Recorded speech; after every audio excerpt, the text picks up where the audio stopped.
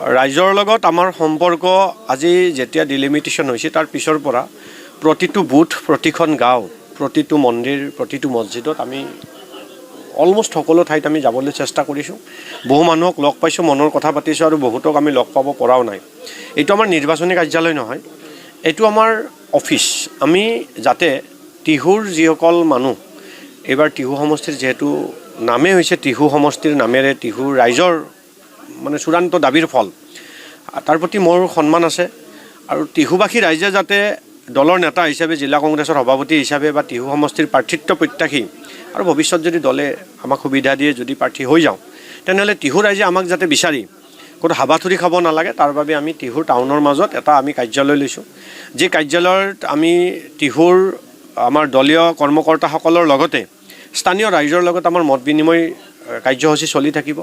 আচলতে টিহুক লৈ এই অঞ্চলৰ প্ৰতিখন গাঁৱৰ কনচেপ্টটো বেলেগ। আজি BTR পাৰ্টৰ পৰা যিখিনি অঞ্চল, বৰমা সমষ্টিৰ পৰা যিখিনি সোমাইছে, তাত মই যেতিয়া ঘূৰিছোঁ ৰাস্তা পদূলিৰ অৱস্থা দেখিলে নিজৰ চকু পানী ওলাই যায়। ইয়াৰ সমস্যাটো বেলেগ। পাটাচাৰকুছি অঞ্চলৰ পৰা সোমোৱা ঠাইবিলাকৰ সমস্যাবিলাক বেলেগ। এই টিহু অঞ্চলৰ বিভিন্ন ঠাইত বানে গৰকা ঠাই আছে। আজি দুটা আছে, এটা নদীৰ পানীয়ে বিস্তৰ ক্ষতি সাধন কৰে, এটা আৰ্টিফিচিয়েল পানীয়ে। সেইদিনা খোজকাঢ়ি 2 নম্বৰ নাটকুচি 1 নম্বৰ নাটকুচিত ঘূৰিছোঁ। তাত মই সুধিলোঁ তাত বানপানীয়ে বিধ্বস্ত কৰে। বানপানীৰ কিন্তু আচল কাৰণটো নদীৰ পানী নহয়, ৰাস্তাৰ পানীটো বাগৰি যায়, সেই পানীটো ক'তো ওলাই যাব নোৱাৰে। সেই কথাবিলাক সম্পৰ্কে মই একদম সূক্ষ্ম পৰ্যবেক্ষণ ৰাখিছোঁ। আৰু সেই গোটেই কথাবিলাক ৰাইজৰ পৰা অৱগত হ'বৰ কাৰণে ৰাইজৰ লগত সদায় লগ হোৱাৰ এটা প্ৰচেষ্টা লাগে।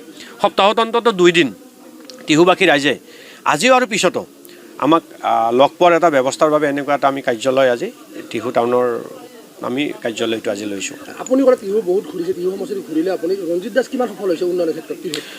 তেখেতসকল মই ভাবোঁ স্বাৰ্থপৰ ৰাজনীতিবিদ। যেতিয়ালৈকে ডিলিমিটেশ্যন হোৱা নাছিল, ৰঞ্জিত দাসে কিছু কাম কৰিছিল। আমি সঁচা কথা ক'বলৈ ভয় নকৰোঁ, কৈছোঁ। ডিলিমিটেশ্যন হোৱাৰ পৰা সম্পূৰ্ণ পিঠি দিছে। এতিয়া মোৰ কথা, সন্তান এটা জন্ম দিয়াৰ পিছত সন্তানটোক পোহপাল কৰি ডাঙৰ কৰাটো গাৰ্জেণ্টৰ দায়িত্ব। ৰঞ্জিত দাস ডাঙৰীয়াক টিহু সমষ্টিৰ পৰা মানে পাটাচাৰকুচিৰ টিহু পাৰ্টৰ যিখিনি আছিল 3টা পঞ্চায়ত আৰু টিহু টাউন, তাৰ পৰা হিয়া উজাৰি ভোট দিছিল যোৱা বিগত নিৰ্বাচনত। হিয়া উজাৰি ভোট দিছিলে। কংগ্ৰেছ দলে বহুতত 18টা 12টা 20টালৈকে একোটা চেণ্টাৰতো ভোট পাইছিল, আমি দেখিছোঁ ৰিজাল্ট শ্বীটত।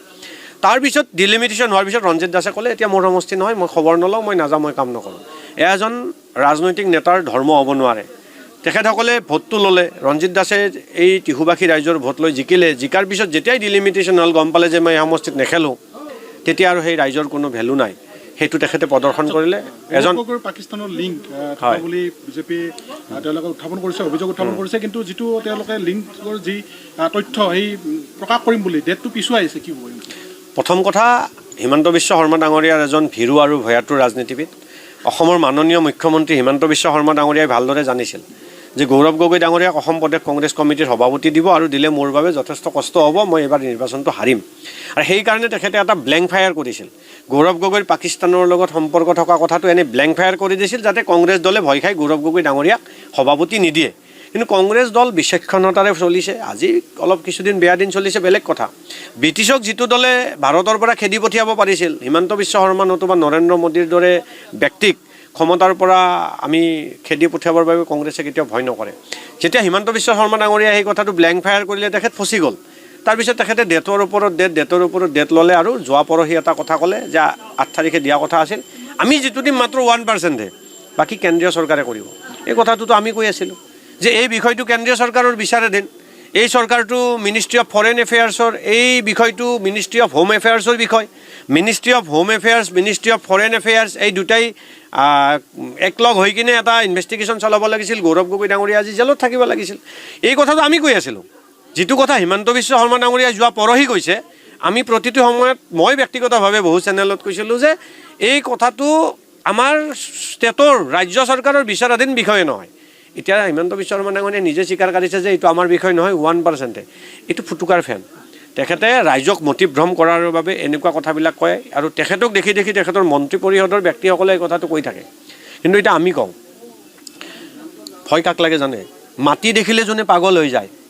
অসমত এনেকুৱা এটা মাটি ওলালে হয়, কাৰোবাক যদি মাৰিও মাটি ল'ব লাগে ল'ব, সেইটো পৰিয়ালকহে অসমৰ পৰা বহিষ্কাৰ কৰিব। মুখ্যমন্ত্ৰীৰ মাটি আৰু সম্পত্তি এইবাৰ মানে কি নিৰ্বাচনী প্ৰচাৰৰ মূল ইছ্যু হ'ব নেকি? অকল মাটি বুলি নহয়, তেখেতৰ আপুনি চাওক, আজি মিডিয়াৰ মানুহক একবাগেদি গালি দিয়ে দম দিয়ে কোন চেনেলৰ মালিক কোন একবাগেদি এটা চৰকাৰী কোষৰ ধনেৰে হিমন্ত বিশ্ব শৰ্মা ডাঙৰীয়া পকেটৰ নহয়, তাত ৰাতুল বাতৰিৰো শ্বেয়াৰ আছে, আমিও টেক্স পেয়াৰ হয়। এটা মোবাইল দিছে, দি শুভেচ্ছা প্ৰেৰণ কৰি তেখেতসকলৰ মানে মৰম ল'ব খুজিছে, কিন্তু সেয়া হিমন্ত বিশ্ব শৰ্মা পকেটৰ টকাৰে দিয়া নাই। তাত আপোনালোকৰ ব্যক্তিগতভাৱে আপোনালোকৰ টেক্সৰ পইচাও আছে, ৰাতুল বাতৰিৰো আছে, গৌৰৱ গগৈ, দেৱব্ৰত শইকীয়াৰো টেক্সৰ পইচা তাত সোমাই আছে। গতিকে চৰকাৰী আঁচনিৰ সকলোকে অন্তৰ্ভুক্ত কৰাৰ এক প্ৰয়াস কৰিছে। আকৌ সাংবাদিকসকলক ধমক দিয়া, এই কথাটো আমাৰ মেনিফেষ্টত আহিব এইবাৰ, যে সংবাদকৰ্মীসকলক যিধৰণে ভয় খুৱাবৰ প্ৰয়াস কৰে, আমাৰ চৰকাৰ আহিলে এই কথাটো এইবাৰ স্বচ্ছভাৱে প্ৰকাশ পাব যে সংবাদকৰ্মীসকলে অন্ততঃ নিজৰ মত ভাৱ বিনিময়টো সম্পূৰ্ণ মুক্তভাৱে কৰিব পাৰিব। অকল আজি মাটি দেখিলে গোটেই অসমৰ যোন ঠাইত মাটি নলাওক, অসমৰ মাননীয় মুখ্যমন্ত্ৰীজন আৰু মামী পাগল হৈ যায়, মাটি লাগে। আজি তেখেতসকলে দুৰ্নীতি নাই বুলি কয়, দুৰ্নীতি নোহোৱাকৈ মোক কওক, মোক অসমত নহয় ভাৰতবৰ্ষত এনেকুৱা এটা পৰিয়াল দেখাই দিয়ক যিটো পৰিয়ালে দুৰ্নীতিবিহীনভাৱে এটা নিউজ চেনেল কৰি ইমান ধনী হ'ব পাৰে কম সময়ত। গতিকে সকলোৱে জানে সঁচা কথাটো কি, এজন ভ্ৰষ্টাচাৰী, এজন অপশাসক, মানুহক ধমক খুৱাই ভয় খুৱাই। সেইদিনা যিটো আপোনালোকে চিপাঝাৰত দেখিছে, এজন ডক্টৰেট উপাধি থকা এজন মানুহক ৰাজহুৱাভাৱে ইমান জোৰকৈ চৰাইছে আৰু তেখেতক আমেৰিকাৰ MLA বনাই দিম বুলি কৈছে। অলপমান লাজ থাকিলে তেখেতে কোনো কাৰণত মানে সেই দলটোত নাথাকিলেহেঁতেন। যোৱাকালি দেখিছোঁ কোনোবাই টিকট প্ৰত্যাহীয়ে টিকট খোজাতে কৈছে ইয়াত কংগ্ৰেছী কালচাৰ নচলে। কংগ্ৰেছী কালচাৰ বহুত সুস্থ আৰু গণতন্ত্ৰত বিশ্বাসী। কংগ্ৰেছী কালচাৰ বেয়া কৰা মানুহজন অসমৰ মাননীয় মুখ্যমন্ত্ৰী হিমন্ত বিশ্ব শৰ্মা আৰু তেওঁৰ টীম। কংগ্ৰেছত বিসম্বাদৰ উদগীৰণ কৰা মানুহজন তেওঁ, বিজেপিত বিসম্বাদ কৰি সৰ্বানন্দ সোণোৱালৰ চকী কাঢ়ি লোৱা মানুহজন তেওঁ। এতিয়া মই এটা প্ৰশ্ন হিমন্ত বিশ্ব শৰ্মা ডাঙৰীয়াক কৰিব খুজিছোঁ, তৰুণ গগৈ ডাঙৰীয়া মুখ্যমন্ত্ৰী থকা সময়ত 50%তকৈ বেছি দায়িত্ব হিমন্ত বিশ্ব শৰ্মা ডাঙৰীয়াই পাইছিল, তাৰপিছতো তেখেতৰ আপত্তি নুগুছিল। এই চৰকাৰখনত হিমন্ত বিশ্ব শৰ্মাক বাদ দি বাকী 17জন মন্ত্ৰীৰ কোনজনৰ কি কাম আছে মোক কওক? কাৰো একো কাম নাই। এই মুখ্যমন্ত্ৰীজন যদি হিমন্ত বিশ্ব শৰ্মা নহয় কিনে তলৰ এজন মন্ত্ৰী হিমন্ত বিশ্ব শৰ্মা হ'লেহেঁতেন, তেখেতে কি কৰিলেহেঁতেন? আৰু নিৰ্বাচনৰ প্ৰাক মুহূৰ্তত বহুখিনি বৈধ নাগৰিকৰ নাম ভোটাৰ লিষ্টৰ পৰা কৰ্তন হোৱা বুলি এটা খবৰ ওলাইছে। নিশ্চিতভাৱে গম পাইছে যে এইবাৰ অসমত কংগ্ৰেছ চৰকাৰ গঠন হ'ব, তাৰ বাবে বহু আমাৰ সপক্ষে থকা ভোট কাটিবলৈ চেষ্টা কৰিছিল। মই সৰু উদাহৰণ দিওঁ, এতিয়া মই টিহুত আছোঁ, নমাটি জিপিত বহু চাহ জনগোষ্ঠীৰ মানুহৰ নাম সোমাই দিছিল। আমি ভোটাৰ লিষ্ট ভেৰিফিকেশ্যন কৰি আমি কমপ্লেইন দিলোঁ। এতিয়া আমাক চাৰ্কুল অফিচাৰ অৰ্থাৎ বিভাগীয় নিৰ্বাচন আয়োগৰ দায়িত্বত থকা বিষয়াগৰাকী জানিবলৈ দিছে যে এইটো কাটি যাব। আৰু বহু মানুহৰ মাজত ভুৱা কমপ্লেইন কৰিছিল। ভুৱা কমপ্লেইন কৰি তেখেতসকলৰ হেয়াৰিং লৈ ভোট কটাৰ এটা ব্যৱস্থা কৰিব খুজিছিল, যিটো সম্পৰ্কে আমি নিৰ্বাচন আয়োগক অৱগত কৰিছোঁ। আৰু সেই নটিছসমূহ কিন্তু আমাৰ মানুহবিলাকক নিদিলে, সেই নটিছসমূহ ফিৰাই লৈছে। গতিকে এয়া ফিৰাই লৈছে যিহেতু হেয়াৰিং লোৱা নাই, নিশ্চয়কৈ বোধহয় সেই ভোটবিলাক আমাৰ সমষ্টিত কাটিব নোৱাৰিব। বৰক্ষেত্ৰী সমষ্টিত বহুত ভোট ইতিমধ্যে হেয়াৰিং লৈ কাটি শেষ কৰাৰ পৰিকল্পনা কৰিছে। নলবাৰী সমষ্টিতো পদক্ষেপ লৈছে, আমাৰ সমষ্টিতো কিছু কাটিছে, কিন্তু কিমান হয় আমি ফাইনেল লিষ্ট 10 তাৰিখে ওলাব, সেইদিনা আমি গম পাম। যদি জাতীয় কংগ্ৰেছ দলৰ যদি সম্ভাৱ্য প্ৰাৰ্থী যদি ৰাতুল পাটোৱাৰী হয়, তেতিয়াহ'লে নিৰ্বাচন যি প্ৰেক্ষাপট টিহু বিধানসভা সমষ্টি কেনেকুৱা? প্ৰথম কথা, আমি দলীয় ৰাজনীতিত বিশ্বাস কৰোঁ। দলৰ ভেটি আমি আগতকৈ লাগি বহুত আমি শক্তিশালী কৰিছোঁ। কংগ্ৰেছ দল এইবাৰ টিহু সমষ্টিত জয়লাভ কৰিব আৰু ব্যক্তিগতভাৱেও দলীয় ৰাজনীতিৰ ঊৰ্ধত থাকিও টিহুবাসী ৰাইজৰ নতুবা টিহু সমষ্টিবাসী সামগ্ৰিক ৰাইজৰ বহু নিউট্ৰেল মানুহৰো আমি আশীৰ্বাদ লৈছোঁ, মত বিনিময় কৰিছোঁ। গতিকে এইবাৰ নিশ্চিতভাৱে এজন ভোট দিয়াৰ পিছত লগ নোপোৱা প্ৰাৰ্থীৰ বিৰুদ্ধে, অৰ্থাৎ বিজেপিৰ চন্দ্ৰমোহন পাটোৱাৰী ডাঙৰীয়াক প্ৰাৰ্থী দিব বুলি আমি শুনো বা জানো। যিজন ব্যক্তিক ভোট দিয়াৰ পিছত 5 বছৰ লগ নাপায়, এজন সদায় লগ পোৱা মনৰ কথা ক'ব পৰা বিধায়কক দলমত নিৰ্বিশেষে এইবাৰ টিহুবাসীয়ে নিৰ্বাচিত কৰিব বুলি আমাৰ মনে ধৰে।